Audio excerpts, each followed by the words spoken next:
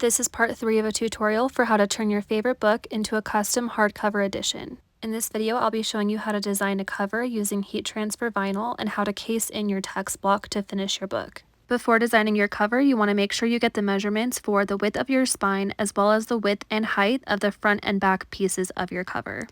Open up Canva and create a new design, and make sure the custom size matches the dimensions of your cover for the width and the height.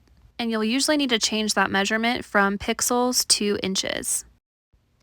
You can definitely use Inkscape or Procreate, but I like Canva because they have templates that you can start with for book cover designs, which are really fun to work with. They also have plenty of fonts and graphics to choose from. Inside your design, you can create 3 different pages, one for the front cover, one for the back, and then one for the spine. The easiest way I found to make sure that your spine is centered and positioned properly is to add an element, just a square shape, and turn down the transparency so you can see your design on top. Then you can center that square to the middle of your page and make sure that you are sizing it so that the width of that square is the same width as your spine. And you'll just use that as a boundary, making sure any text or graphics that you use for your spine are placed inside that square. Once your design is complete, you can go ahead and delete that boundary by just removing the square, and then double check everything to make sure it looks good. And once that's done, go ahead and save your design as an SVG file in Canva. You could of course use a Cricut to cut out your design, but if you're using a Cameo machine like I do, you'll want to make sure that you have the Silhouette Studio app downloaded onto your desktop. After you've dragged the first page of your design into Silhouette Studio, you want to highlight the whole thing and scale it down to match the height of your cover. And then after that's done, not before, you want to delete the background of your design so that all that's left over are the actual pieces that the machine is going to cut out of the heat transfer vinyl. It's a bit hard to see my design because I used white, but here it is. Then you'll drag in the second page, highlight it all, and scale it down before removing the background. And then you'll do that same process with the spine. I like to flip the spine design so that it's actually laying horizontal because it just fits better on the page that way. Once everything's sized properly, you're going to hit send in the top right hand corner. First, it's going to give you this preview and it will outline everything in red so you can see what areas are being cut. The important step is to zoom in really close and make sure that everything that you want to stay is enclosed so it cuts properly through the machine. Then you'll select the correct material settings for the type of heat transfer vinyl that you're working with. Next, you'll place a 12 by 12 piece of vinyl face down onto the sticky side of your cutting mat.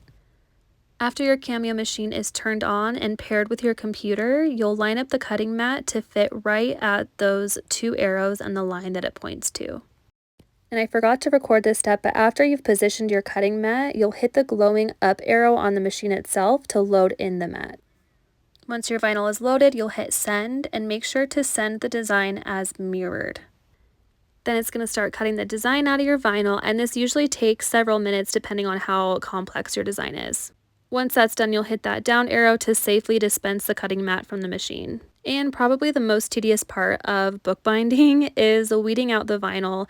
This has to be a very, very careful process, and it's okay if you make mistakes those first few times because this is definitely something that requires a lot of detail and it doesn't always come out perfect.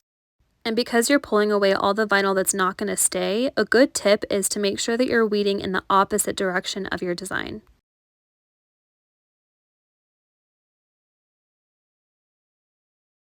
I also recommend not using fonts that make your letters super, super thin. I've made this mistake multiple times in the past, and sometimes it's just hard to get that vinyl to stay, but we try our best around here. Once you've weeded everything, you can pull that bottom layer away from your sticky mat.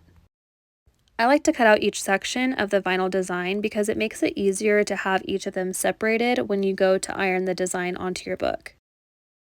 Once you've placed your vinyl and you know exactly where you want it, go ahead and take an iron and just carefully press that throughout the design. You want to make sure that your iron isn't too hot where it will melt the vinyl, but you also want to make sure that it's hot enough to actually transfer from the plastic to the book. And depending on what brand vinyl you're using, sometimes this process can take quite a bit longer than others. It's important to just be patient, be very careful, and slowly peel up each section just to check to see that it's transferring before ripping the whole thing off. And the very last step is casing in your text block. First, take your text block and place it inside of your case, making sure that everything is lined up exactly where you want it. Then carefully place everything down, making sure nothing shifts around. Starting with the front cover and making sure that your text block is facing in the right direction, you'll place a piece of parchment paper or cardstock, anything to protect those end papers from sticking. Then apply PVA glue and spread with your brush.